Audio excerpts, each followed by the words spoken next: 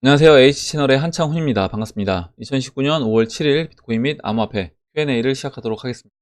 먼저 댓글로 좋은 의견과 질문, 정보 공유해주신 분들에게 감사드리고 바로 시작을 할게요. 시작하기 전에 제가 여러분들한테 당부드릴 말씀이 있습니다. 왜냐면 제가 어제 그 비트코인 시나리오 1-1안으로 확정이 됐다. 50주의 평선 넘어서 주봉상 안착을 했기 때문에 1-1안으로 확정이 됐고, 그렇게 된다라고 하면 우리가 이제 금차트와 같은 패턴으로 진행될 확률이 높다라고 말씀드렸습니다.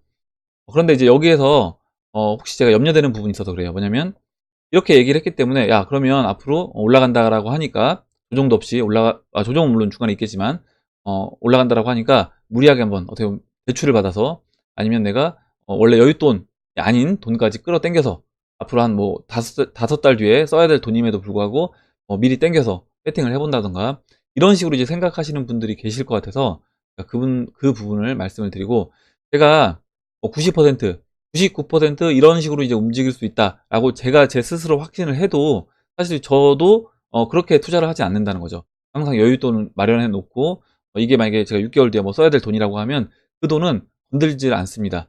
여러분들도 그래서 저는 그렇게 하셔야지 이게 여러분들이 야, 이렇게 얘기를 했으니까 무리하게 한번 배팅 해보자 이런 식으로 생각하시면 절대 안 되는 겁니다. 투자를 항상 이제 여윳돈으로 하시고 그 부분에서 혹시라도 이제 시장의 어떤 변수로 인해서 뭔가 우리가 이제 생각했던 부분과 다르게 단기적으로 다르게 움직인다라고 했을 때 그때 내가 그 부분에서 어떻게 보면 커버할 수 있는 그런 포트폴리오 그리고 그런 여유 자금이 저는 준비가 되어 있어야 된다 말씀드리고 시작을 할게요.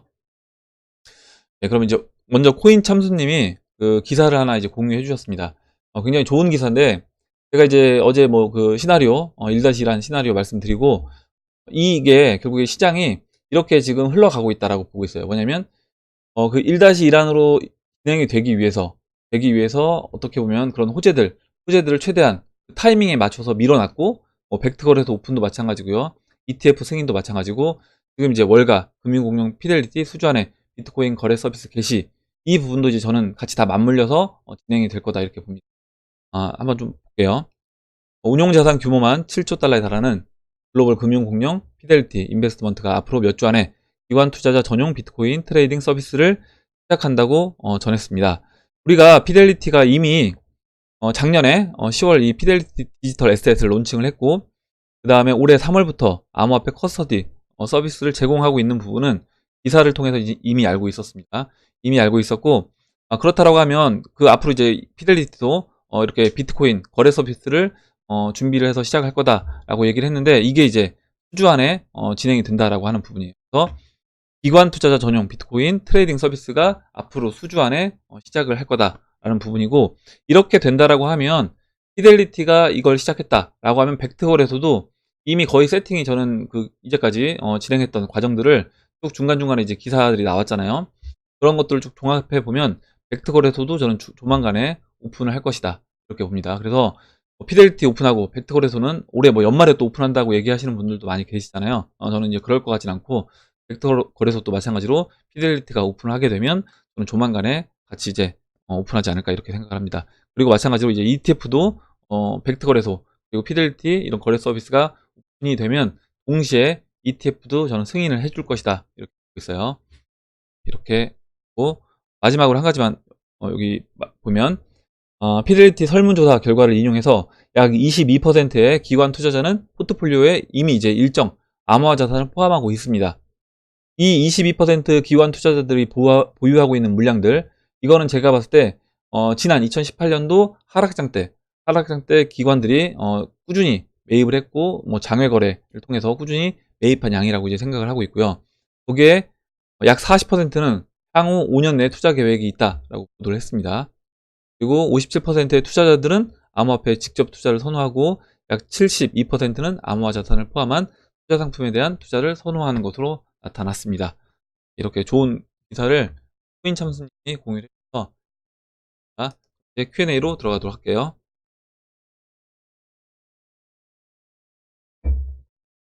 와사비님이 이제 써주셨고요. 비트코인 채굴 난이도 수학적 모델 분석으로 보는 향후 대상승장 고점 예측 자료입니다. 그래서 이렇게 자료를 올려주셨고 어디까지나 지금 와사비님이 올려주신 이 자료 또한 와사비님이 주관적 견해이므로 이런 견해도 있구나 정도로만 보시면 좋겠습니다. 라고 얘기를 해주셨고, 문제는 비트를 그때까지 우리들이 홀딩하고 가져갈 수 있는지가 최대 리스크다. 얘기를 해주시고요. 링크를 공유해 주셨습니다. 볼게요. 그리고 혹시 트레이딩뷰 무료 가입 안 하신 분들 가입해 주시고, 마사비님 글 보신 다음에 팔로우랑 좋아요도 이제 부탁드리고, 아직 안 누르신 분들 계시면 꼭 눌러주시기 바랍니다. 한번 이제 그럼 마사비님이 올려주신 비트코인 가격 예측, 간단하게 이제 설명을 한번 드리도록 하겠습니다. 보시면, 여기 지금 노란색 선으로 이렇게 표현된 부분이, 이 노란색 선으로, 실선으로 이제 표현된 이 부분이, 이 수학적 분석을 통해서 나온 이제 데이터입니다. 그래서 이 데이터 값을 본다라고 하면,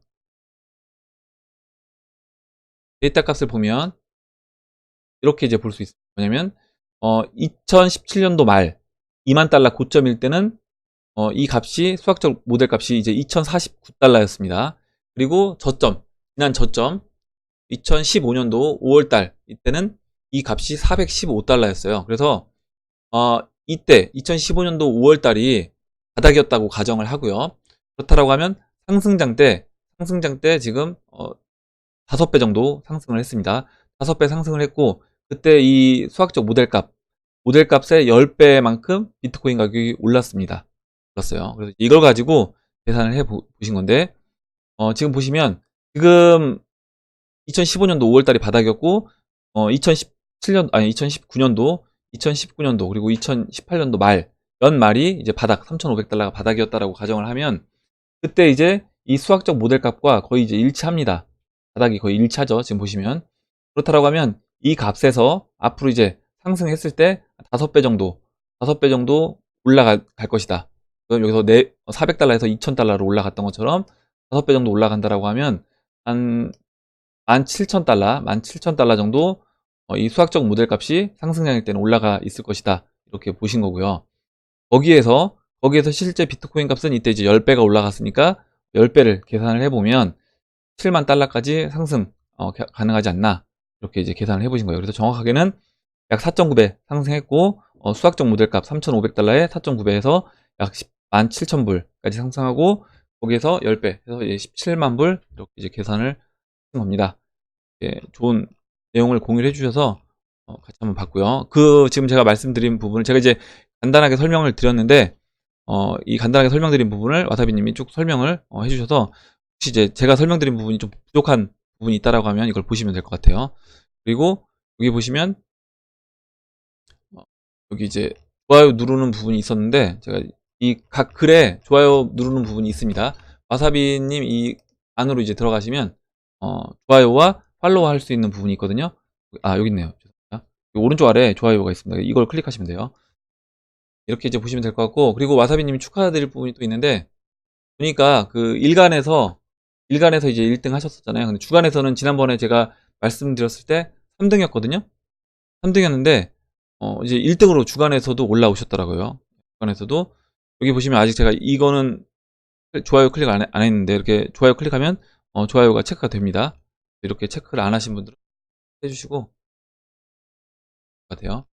혹시 이제 모르시는 분들 알려드렸고요. 그리고 트레이딩 뷰 들어가시면 첫 번째 메인 페이지에 이렇게 이제 탑 오서라고 해서 써 있습니다. 그래서 굉장히 여러분들이 이제 좋아요랑 그리고 또 팔로잉 많이 해주셔서 와사비님 이 주에서 지금 주간에서 1등을 하셔서 다시 한번 축하드리고, 1등 하신 게 마치 또 제가 1등 한 것 같은 그런 기분이 들더라고요. 이제 아직은 이제 달에는 순위권 안에 이제 안 들어와 있는데, 저는 조만간에 이 월간에서도 순위권 안에 이제 올라오지 않을까 예상을 합니다. 네, 이렇게 보고 다음 넘어가도록 할게요. 다음으로 송기복님이 써주신 내용을 보도록 하겠습니다.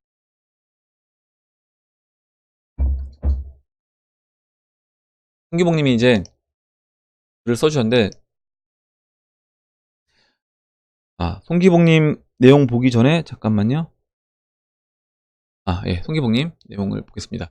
비트코인은 조정 없이 계속 달린다. 금차트 예상 시나리오와 유사한 크립토 토마토님 5월 5일 11분 47초 이미지 보면 터키 환율 차트와 비트코인 거의 차트가 유사하게 전개되네요.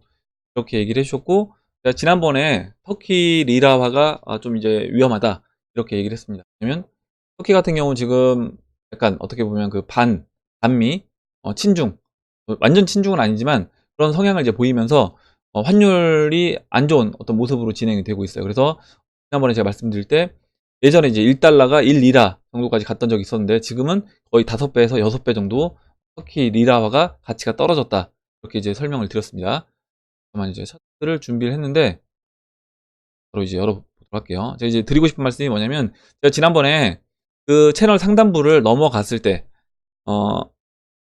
터키 리라화가 채널 상단부를 넘어가게 되면 그때는 굉장히 이제 위험한 상황이 될 수 있다 말씀을 드렸잖아요.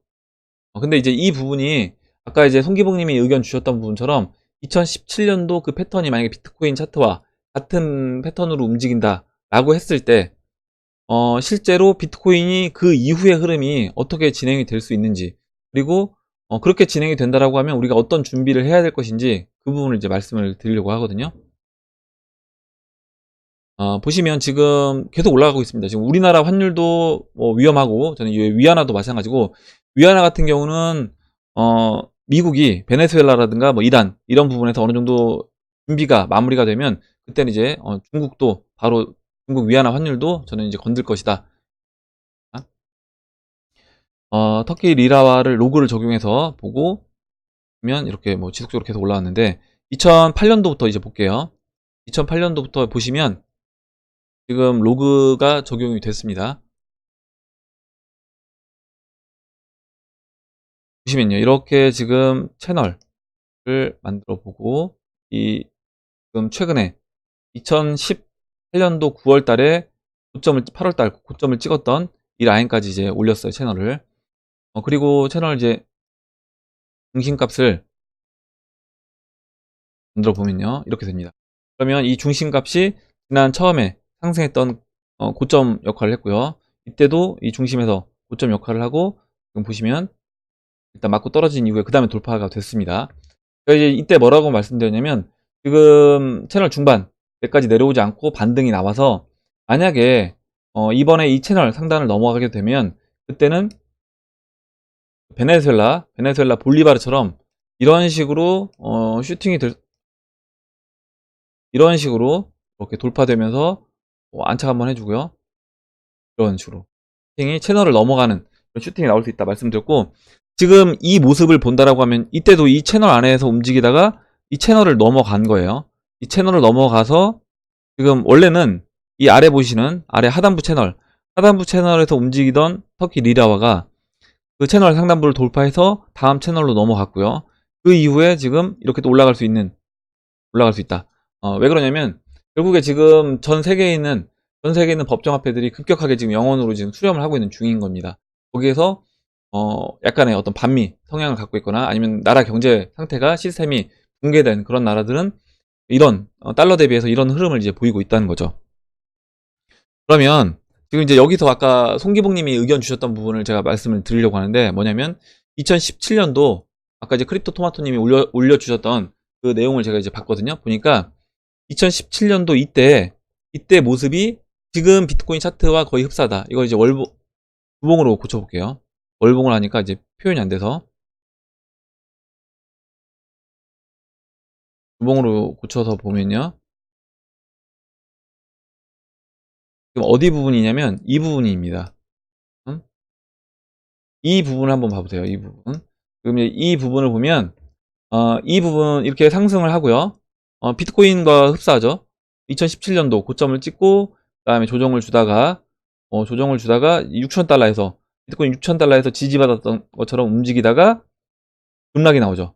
급락이 나오고 이렇게 말아 올려서 올라가요. 이게 지금 현재 구간이 어디냐면 이걸 체크할까요? 여기에서 지금 우리 현재 위치가 비트코인으로 본다라고 하면 여기쯤 되겠죠. 2017년도 9월 이렇게 됩니다. 그리고 이거를 전체 그림을 보도록 할게요.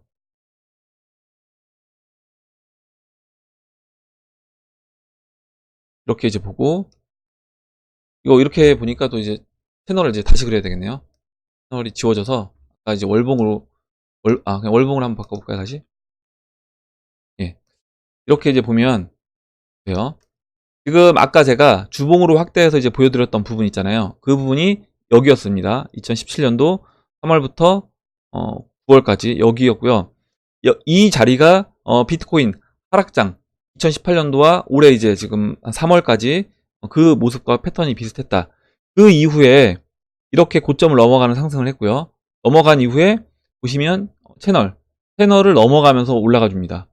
그러면 만약에 이런 경우가 발생되게 되면 어떻게 될 것인가? 무슨 얘기냐면 우리가 채널 고점에서는 분명히 비트코인 그리고 뭐 다른 알트코인들도 어느 정도 일정 부분 덜어내자 이렇게 얘기를 하잖아요. 그건 왜 그러냐면 여기서 이제 채널 고점을 맞고 다시 채널 아래까지 하단부까지 내려올 것을 우리가 예상을 하고 그렇게 이제 매매를 합니다. 근데 만약에 지금 왜 그러면 달러 대 이 터키 리라와는 이런 모습을 보였을까라고 생각을 해보면 결국에 이 달러 대비 분모에 있는 터키 리라화가 영원으로 급격하게 수렴을 했기 때문에 지금 이와 같은 모습으로 간 거예요. 그러면 비트코인도 지금 이런 패턴으로 진행이 되지 않으리란 법이 없다. 만약에 그 달러를 뭐 MMT론을 들먹이면서 실제로 그런 식으로 달러를 막 양적 완화를 무한 공급하는 그런 현상이 이제 벌어지게 되면 이 채널 고점에서 오히려 맞고 떨어지는 게 아니라 채널 고점에서 채널 고점을 돌파해서 그 다음 채널까지 갈 수 있는 겁니다. 이렇게 됐을 때 우리가 지난번에 이제 말씀드렸던 뭐 기사에서 어떤 뭐 인베스트먼트에서 이런 뭐 그때 얼마였죠? 1000만 달러? 비트코인 1000만 달러 예상했던 부분 있잖아요. 그런 식으로 진행이 됐을 때는 이렇게 됐을 때 비트코인이 1비트가 뭐 1000만 달러까지 진행이 될 수 있는 겁니다. 채널을 넘어가고 뭐 또 그 다음 채널까지 달러가 너무 많이 이제 풀리기 때문에 거의 이제 가치가 소멸하는 거죠. 그런 식으로 이제 진행이 될 수 있다. 그렇다라고 하면 이제 비트코인 차트를 간단하게 한번 잠깐만 보여드릴게요. 지금 터키 리라와와 맞물려서 한번 보셔야 되는 겁니다. 그래서 제가 이따가 아까 마법천사님이 써주신 내용을 말씀드릴 건데 아무리 채널 상단부가 왔다고 판단을 해도 비트코인 전량을 다 매도하는 거는 위험할 수 있다. 비트코인 전량을 다 매도하는 건 위험할 수 있다. 한번 생각해보세요. 여러분들이 터키의 국민인데 터키에서 여러분들이 돈이 많은 자본가였어요. 사업가였고 돈이 많았습니다. 부자였는데 여러분들이 차트 보니까 터키 리라와 여기에서 이제 우리가 달러를 바꿨었는데 달러를 여기서 바꿨다라고 하자고요.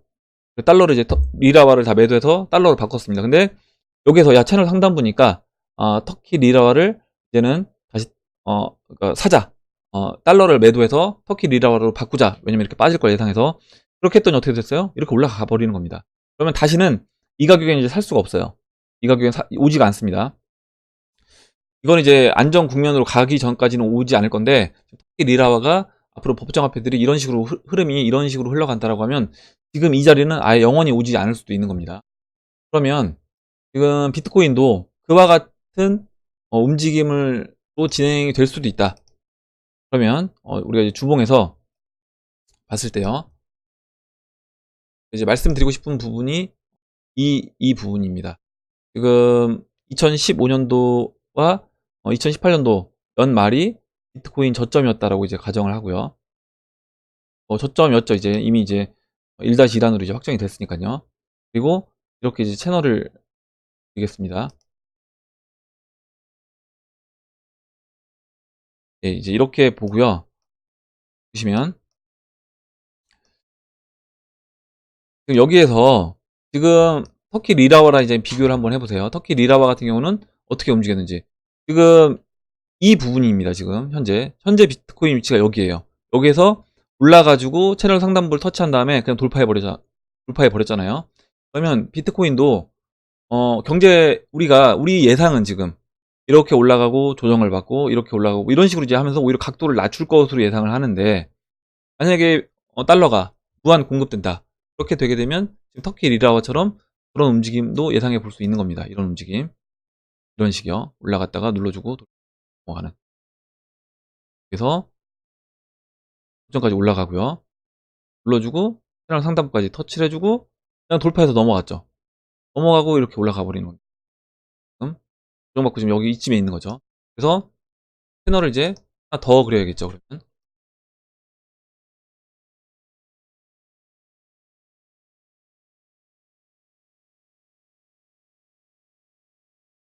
좀 더 올려서 그래야 되는데 이런 식으로 채널 상단부까지 올라가고 지금 리라와는 여기에서 지금 이렇게 있는 겁니다. 지금. 이렇게요. 그러면 이제 이런 식으로 진행이 될 수도 있는 거고 이렇게 진행이 될 수도 있기 때문에 채널 상단부가 와도 비트코인이든 뭐 다른 알트코인이든 전량을 매도하는 거는 제가 봤을 때 위험할 수 있다. 거기 이제 특히 만약에 어떤 미국 페드에서 양적 완화를 본격적으로 진행하는 것처럼 모습을 보인다라고 하면 그때는 저는 오히려 채널 상단부에서 매도를 80% 이게 아니라 한 반 정도만 매도하고 반 정도는 오히려 암호화폐를 들고 가는 게 저는 맞다라고 봅니다. 설명드리고 넘어가도록 할게요. 그리고 터키 리라와 차트가 아까 이제 보셨던 것처럼 굉장히 비트코인 그 차트와 이제 흡사합니다. 금 차트도 그렇고 터키 리라와도 그렇고 그리고 보면 다른 그 미국 나스닥 대형주들 그런 것도 그와 비슷한 마이크로소프트도 그와 비슷한 패턴으로 이제 움직이고 있어요. 그러면 결국에 세력들이 왜 차트 모습을 그와 같은 패턴으로 만드는 것인가 라고 생각을 해보면 그렇게 했을 때 이 시장에 참여한 사람들이 가장 많이 그 포지션 털고 나간다라는 거죠. 그래서 이제 그와 같은 패턴으로 진행이 된다. 다음으로 이제 팔토시 나카모토님이 써주신 내용을 보도록 할게요. 이더리움 포스 전환이 6월 30일이라고 들었는데 최소 이더리움 개수에 대해 궁금하네요. 퀀텀, 아더 피백스 등 포스 코인 몇 개를 가지고 있는데 이더도 포스 전환하면 가격 면에서 힘들어질까 걱정입니다. 제 생각에는 이더리움 해시를 대는 대형 채굴장들이 넥스트 이더리움을 선정하지 않을까 싶네요. 이렇게 얘기를 해주셨고 이 부분은 사실 이거는 제가 봤을 때는 의견이 좀 달라질 수 있습니다. 저는 이제 포스가 진행이 되면 오히려 가격적 상승 요인으로 적용이 될 수 있다. 왜 그러냐면 포스를 적용을 해서 만약에 뭐 32개, 이더리움 32개를 갖고 있는 사람들한테 스테이킹을 하게 되면 일정 부분의 이자를 지급해 준다라고 했을 때 어떻게 보면 이제 그리고 이더리움 가격이 이제 지속적으로 올라간다라고 하면 그거를 물량이 이제 홀딩되는 역할을 할 수 있다는 거죠, 포스가. 그래서 물량이 잠기면서 오히려 가격적인 상승 요인으로 저는 작용될 수 있다. 여기서 뭐 POW에서 POS로 가면서 하락을 예상하시는 분들도 있을 수 있는데 저는 오히려 이제 상승 진행이 될 거라고 보고 있고 올해 6월 30일 날 되는 부분은 이게 포스로 완전히 전환되는 거는 시간이 좀 더 이제 필요한 겁니다. 그래서 예정은 2021년으로 돼 있어요. 포스 전환 완전히 마무리되는 그 계획은 2021년으로 돼 있습니다. 잠시만 이제 기사를 보여드릴게요.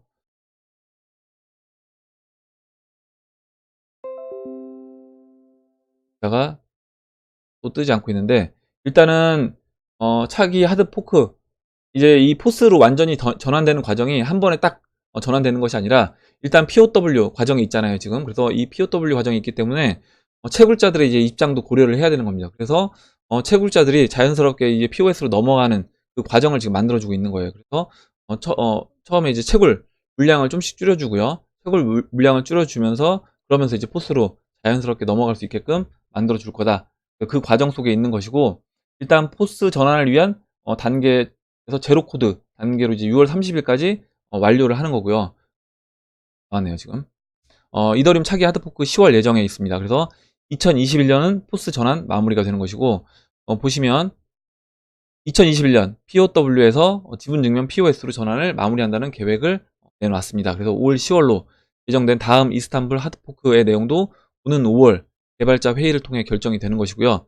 보시면 이렇게 이더리움은 프론티어, 홈스테드, 메트로폴리스, 세레니티 등 4단계로 나눠서 업그레이드 중이며 지난 1일 종료된 콘스탄티노플은 3단계의 마지막 하드포크였다.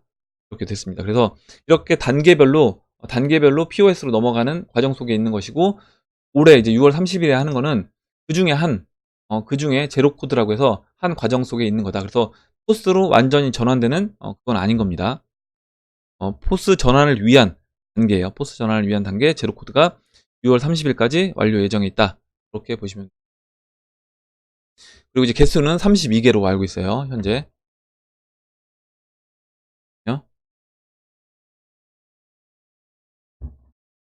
다음으로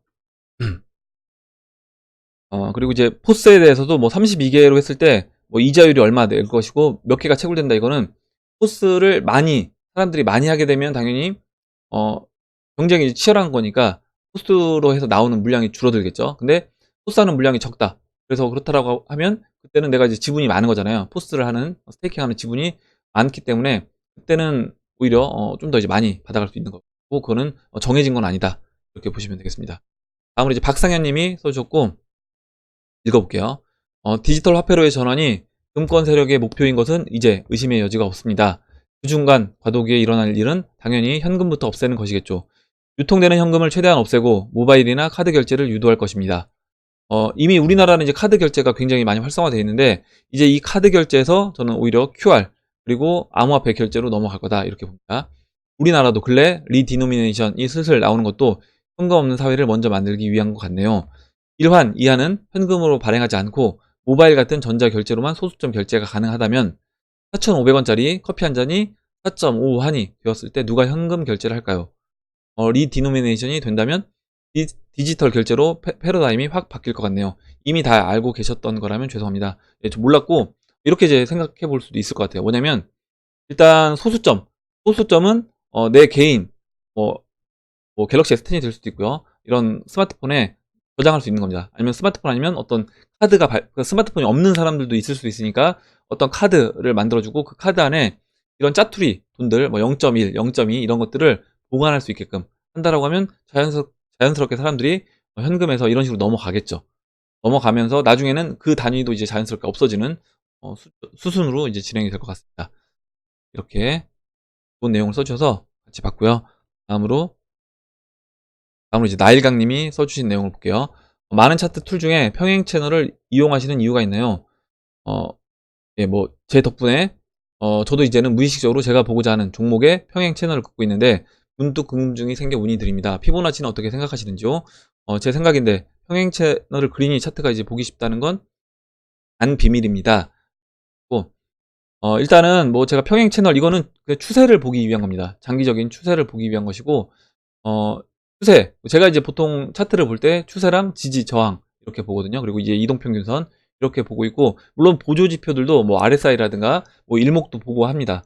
그리고 이제 방금 전에 얘기해 주셨던 피보나치도 봐요. 근데 이것들을 제가 어떤 차트가 제가 딱 눈으로 봤을 때 어떤 추세가 보인다거나 지지 저항이 눈에 보이면 그때는 이제 굳이 피보나치라든가 뭐 보조 지표를 이제 이용하지 않고, 만약에 그런 것들이 잘 보이지 않는다라고 했을 때는 그때는 이제 그런 것들을 이용해서 참고를 합니다. 그래서 그리고 제가 보조 지표에 대해서는 항상 말씀드리는 게 뭐냐면, 보조 지표는 그냥 보조적인 수단으로 쓰셔야지 이거를 너무 뭐 MACD라든가 뭐 RSI라든가 뭐 스토캐틱 이거 너무 신뢰하셔서 이거에 대해서 맹신하시는 거는 이제 위험할 수 있다. 그걸로 인해서 포지션을 한쪽으로 치우쳐서 짜시는 거는 이제 위험하다 이렇게 말씀드리고, 그래서 제가 이제 저는 추세가 지켜진다라고 하면 일단은 그때는 그 추세 매매를 하는 게 가장 우리가 지속적으로 복리로 돈을 벌 수 있는 방법이다. 이렇게. 그래서 어제 제가 이제 비트코인 만약에 이번에 상승장 가서 20주 이평선, 20주 이평선을 깨지 않는다라고 하면 그 추세를 유지하게 되면 그때는 계속 특별하게 매매가 필요가 없는 거예요. 그때는 계속 홀딩 관점으로 접근하시면 될 것 같습니다. 설명드리고 다음 보도록 할게요. 다음으로 생활 속 달인님이 써주신 내용을 보도록 하겠습니다.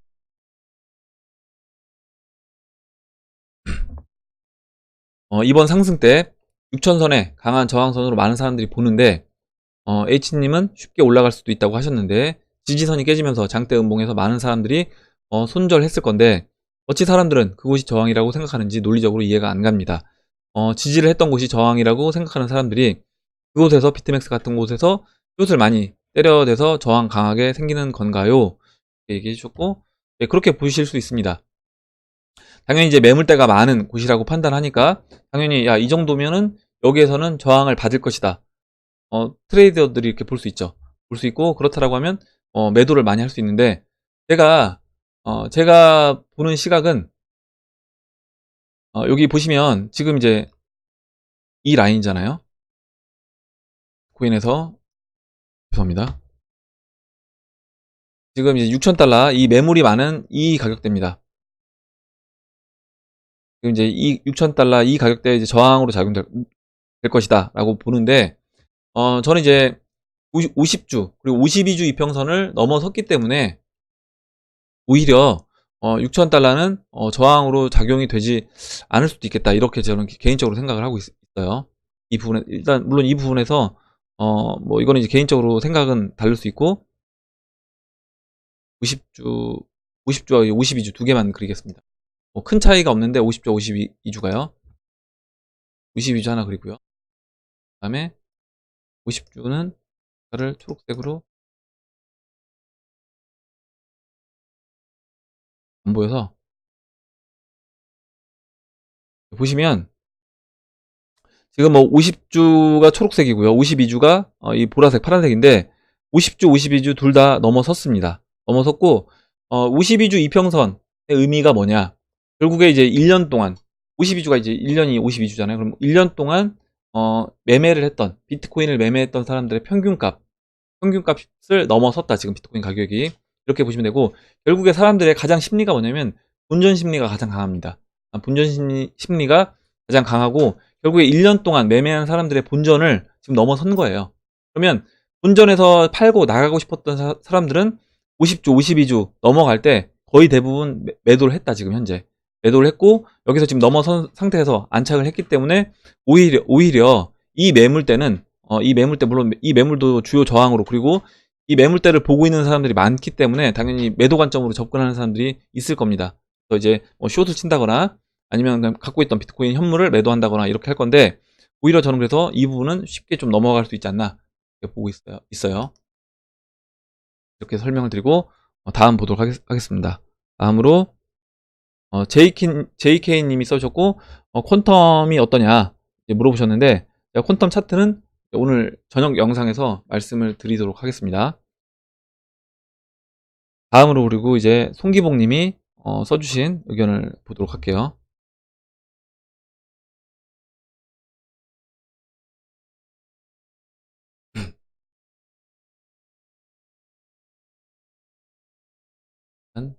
예, 그러면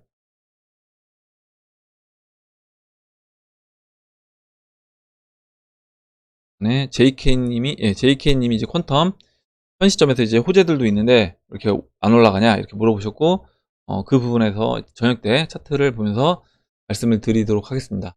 그리고 다음으로 이제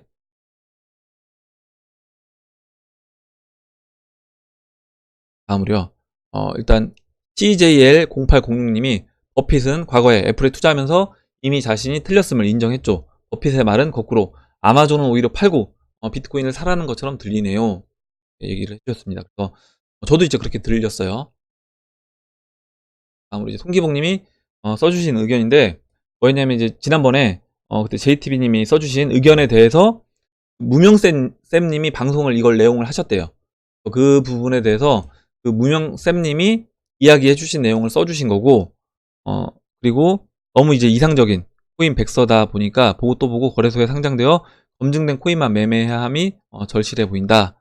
이렇게 얘기를 해주셨고 수용 김판희님이 죄송한데 이제 무슨 말씀인지 잘 이해가 안 된다 얘기를 해주셔서 그러니까 송기봉님이 써주신 건 뭐냐면 JTB님이 방송한 그걸 가지고 무명쌤님이 방송을 해주셨는데 그 무명쌤님이 이야기해 주신 내용을 보니까 그게 이 코인이 스캠일 확률이 좀 높아 보인다 이렇게 얘기를 해주셨나봐요. 제가 그 영상을 안 봤는데 그렇게 얘기를 해주셨고 그래서 이제 송기봉님 얘기는 너무 이제 이상적인 코인이다 보니까 우리가 이제 거래소에 상장되어 있는 검증된 코인만 매매하는 게 좋지 않냐 얘기해 주셨습니다. 그래서 제가 여러분들한테 한 가지 저도 이제 말씀드릴 게 뭐냐면 제가 ICO에 참여하기보다는 이미 어떻게 보면 생태계가 네트워크가 만들어진 코인들을 우리가 투자를 하는 게 좋다 이렇게 말씀드리는 게 거래소들도 코인원이라든가 코빗 그리고 업빗 그리고 바이낸스 이런 거래소들이 자신들 거래소에 어떻게 보면 이제 그 명예가 있는 거예요. 거래소에 상장됐는데 망해서 나간다. 그리고 어떤 고객들이 이 거래소를 믿고 투자를 했는데 거래소에 상장돼서 좋은 코인이라고 생각해서 내가 샀는데 이 코인이 상장 폐지가 되고 없어졌다라고 하면 물론 거래소가 다 그거를 판별할 수는 없습니다. 판별할 수는 없지만 어느 정도 검증도 안 된 그런 코인들을 거래소에서 막 올려주진 않을 거라는 거죠. 그리고 거래소가 어느 정도 이제 볼륨이 나오는 거래소들 같은 경우는 자신들이 아쉬울 게 없기 때문에 사실 그 부분에서 오히려 돈보다는 내가 이런 걸로 인해서 이제 잃을 수 있는 이미지 타격 이런 게 더 크다라고 볼 수 있고 그 부분에서 충분히 저는 검증을 하고 상장을 시킬 것이다 라고 보면 코인원이라든가 뭐 코빗, 업빗 그리고 해외 거래소 뭐 바이낸스 이런 데서 어느 정도 검증이 돼서 상장되어 있는 그리고 이제 뭐 미국으로 넘어간다라고 하면 이제 코인베이스 나중에 앞으로 나올 뭐 벡트 이런 거래소들에서 상장되어 있는 코인들을 주로 체크하고 우리가 매매하는 게 저는 맞지 않나 이렇게 봅니다. 이렇게 설명드리고 다음 보도록 할게요. 다음으로 나가님이 써주신 내용을 보도록 하겠습니다. 마지막으로 이제 이것만 보고 마무리하도록 하겠습니다. 나가님하고 마법천사님, 그리고 죄송합니다. 더 남았어요. 리플 589님까지 이렇게 보고 마무리하도록 하겠습니다. 나가님이 비트코인은 아무것도 생산하지 않는다는 안타까운 워렌 버핏 어르신에게, 워렌 버핏 같이 딱딱하게 사고가 굳어진 어르신들, 윈도우즈의 가치는커녕 IT에 대해서는 해야는커녕 당초에 이해를 못하다가 이제 와서야 아마존 투자 못했다고 뒷북치며 후회하시는, 스마트폰은 고사하고 피처폰만으로도 여전히 충분하신 어르신에게 젊은 사람들도 버거워하는 블록체인을 이해하기를 바라는 건 이제 무리스러운 것 같긴 하다 얘기를 해주셨고, 이렇게 쭉 얘기를 해주셨습니다. 제가 지난번에 잠깐 말씀드렸는데, 저는 워렌 버핏이 이거를 몰라서 실제 투자를 안 한 게 아니라 투자를 자기가 간접적으로 하고 오히려 안 한 것처럼 이야기하고요. 지금 고점에서 아마존에 내가 투자하겠다라고 이야기하는 게 오히려 이제 어떤 대중들을 약간 선동하기 위해서, 개인들에게 혼란을 주기 위해서 그런 식으로 진행을 할 수 있겠다. 왜냐면 워렌 버핏은 이제 이미 세력이고, 이 사람이 이미 이 시장을 움직이고 이 시장 흐름에 대해서 다 이해를 하고 있다라고 하면 오히려 그렇게 저는 할 수도 있다, 이렇게 봅니다. 그래서 비트코인 지난번에 관심 없다 이야기하고 자기가 간접적으로 뭐 투자할지 모르겠지만 내가 메인으로 이 비트코인을 투자하진 않겠다라고 얘기했는데, 그 부분도 우리가 액면 그대로 받아들일 수는 없는 거다. 그리고 이제 비잔틴 장군 이야기를 해주셨어요. 워렌 버핏을 위시한 우리 어르신들의 돈을 끌어들이기 위해서 트러스트 리스 트러스트 가치를 이해시켜야 할 텐데, 비잔틴 장군 이야기를 일러스트레이션으로 1분 만에 설명할 수 있는 재능이 있으신 분께서 해주셨으면 좋겠다, 이렇게 얘기를 해주셨고, 제가 이거를 예전에 제가 봤던 영상을 하나 추천을 해드릴게요. 뭐냐면 이제 보셨을 수도 있는데, 나가님도 예전에 이제 다큐멘터리입니다. 이게 코인 관련된 다큐멘터리인데, 거기에서 이제 비잔틴 장군 이 일화를 만화로 그려서 이제 표현을 했어요. 안 보신 분들이 계시면 아마 이제 이 부분을 보신다라고 하면 좀 도움이 될 것 같습니다. 제가 이 영상은 플레이 시키지 않고 링크만 걸어놓고 그 링크에서 찾아서 보시면 돼요. 제가 시간까지 표시를 하겠습니다. 지금 보시면 비트코인에서 해시 그래프까지 마이크 멜로니 돈의 숨겨진 비밀 이렇게 되어 있고, 이 영상에서 4분 15초에 보면 이 비잔틴 장군 그것을 이제 만화로 표현해서 그렸습니다. 91% 이제 공격에 대해서 설명을 해줬기 때문에 이 부분을 안 보신 분들은 제가 오늘 영상 설명란에 줄 테니까 한번 이제 꼭 보시면 도움이 될 것 같아요. 이제 설명드리고, 나머지 이제 지금 나가님 써주신 글도 굉장히 재밌게 잘 써주셔서 이 부분도 이제 보시면 될 것 같습니다. 여기 이제 비잔틴 장군 이야기만 제가 잠깐 보도록 할게요.